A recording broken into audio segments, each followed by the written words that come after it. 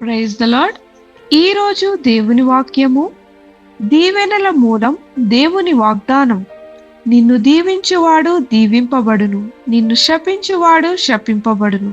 సంఖ్యాకాండము 24వ అధ్యాయము 9వ వచనం. దేవుడు అబ్రహాముకు ఇచ్చిన ఈ వాగ్దానం ద్వారా ఒక గొప్ప సత్యాన్ని తెలియజేశాడు.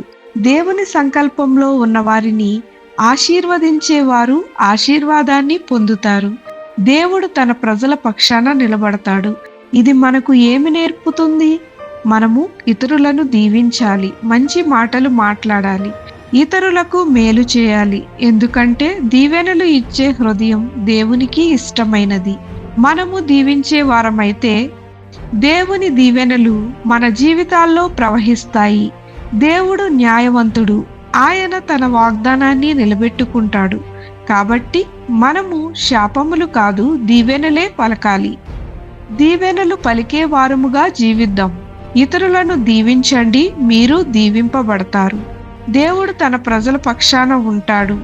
ఆశీర్వాద హృదయం దేవుని హృదయానికి దగ్గరగా ఉంటుంది. ప్రార్థన. ప్రభువైన యేసు, మా మాటలు మరియు మా కార్యములు ఇతరులకు దీవెనగా ఉండునట్లు మమ్మును మార్చుము. శాపములు కాదు, ఆశీర్వాదములు పలికే హృదయాన్ని మాకు దయచేయమని యేసు నామమున అడుగుచున్నాము తండ్రి.